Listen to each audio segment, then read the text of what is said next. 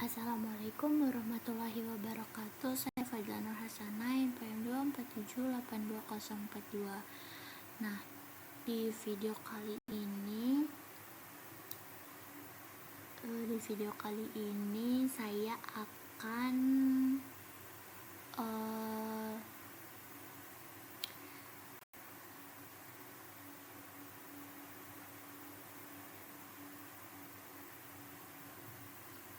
di sini saya akan menyelesaikan paket tracer 5.1.9 yang berjudul mengonfigurasi name standar IP versi 4 akses standar yang bernama. Kalau tadi yang bernomor, sekarang bernama. Nah, penggunaan name ACL ini merupakan sebuah lompatan praktik terbaik dalam dunia industri jaringan nyata karena memiliki dua keunggulan utama. Pertama, sebuah nama seperti blokir komputer luar jauh lebih mudah dipahami maksudnya oleh tim administrator jaringan lain dibandingkan sekedar angka acak kedua. Nah, selanjutnya, arsitektur name ACL ini memungkinkan kita untuk masuk ke dalam baris spesifik menggunakan nomor urut atau sequence number untuk menghapus atau menyisipkan aturan baru di tengah-tengah daftar tanpa perlu menghapus seluruh ACL dari awal. Sebuah fleksibel yang tidak dimiliki oleh tipe number ACL tradisional. Nah, namun karena sifatnya masih berupa ACL standar, ia tetap memegang batasan bawaan yang sama, yaitu hanya mampu memeriksa alamat IP asal paket data layer 3 tanpa bisa memfilter port aplikasi pada layer 4. Nah, di sini kita akan membedah arsitektur jaringan yang tampil di layar kita saat ini untuk memahami kebutuhan skenario praktikum jaringan komputer ini. Nah, kita memiliki sebuah topologi bercabang di mana terdapat sebuah server pusat yang menyimpan data penting perusahaan, dan kita memiliki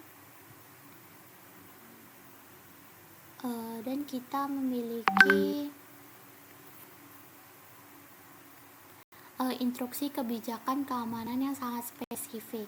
Di satu sisi, kita diminta untuk memblokir total akses dari sebuah subnet tertentu atau sebuah host spesifik agar tidak bisa mengirimkan paket data apapun ke arah server tersebut. Namun, di sisi lain, kita juga harus memastikan bahwa seluruh jaringan internal lainnya seperti tetap memiliki hak akses penuh dan tidak terganggu. Mengingat ini adalah ACL standar yang hanya membaca IP asal, kita kembali menerapkan aturan emas konfigurasi ini, yaitu menempatkan name ACL ini sedekat mungkin dengan jaringan tujuan atau destination, yaitu pada router terakhir yang memegang kendali langsung atas pintu masuk ke area server. Nah, sekarang di sini kita akan buka CLI pada router tujuan tersebut. Kita masuk ke mode administrasi tertinggi dengan mengetikkan perintah enable. Dilanjutkan dengan perintah configure terminal untuk masuk ke dalam mode konfigurasi global. Disinilah letak perbedaan mendasar dalam sintaksis penulisan untuk membuat ACL bernama. Kita tidak menggunakan perintah access list di awal yang kayak 5.18 tadi, melainkan kita ketik perintah IP access list standar diikuti dengan nama yang kita inginkan menggunakan huruf kapital penuh agar mudah diidentifikasi. Di sini misal kita beri nama blokir akses ya. Begitu kita menekan enter, perhatikan perubahan pada prompt CLI router kita yang kini berubah menjadi config std nacl.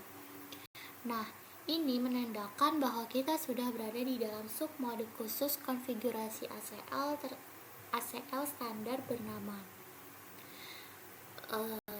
Lanjut, kita langsung menuliskan parameter penyaringannya tanpa perlu mengulangi kata access list atau nomor di setiap barisnya. aturan pertama untuk memblokir host atau subnet yang ditargetkan oleh modul. Di sini kita mengetik deny host 192.168.1.50 atau jika yang diminta adalah satu subnet penuh, kita gunakan wildcard mask. Nah, di sini diingat kembali bahwa router membaca aturan ini dari atas ke bawah secara sekuensial. Nah, setiap paket yang datang akan langsung dicocokkan dengan baris pertama tadi.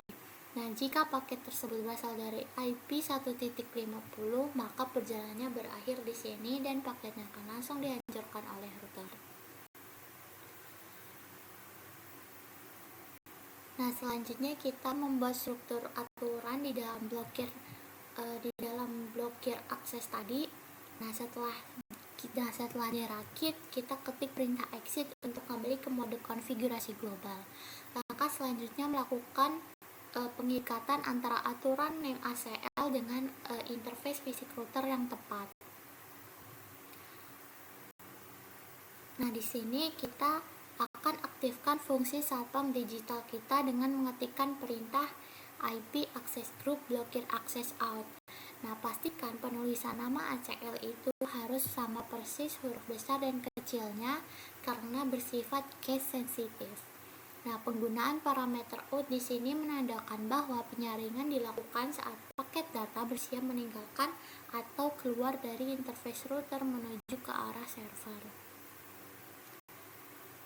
Nah, kini seluruh konfigurasi telah tertanam dengan sempurna dan kita masuk ke fase paling krusial dalam metodologi praktikum ini, yaitu proses verifikasi pengujian empiris.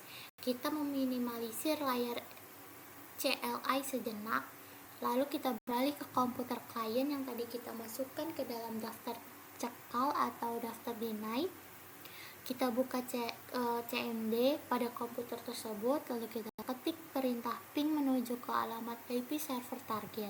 Hasilnya harus memunculkan pesan galat secara instan berupa destination host unreachable.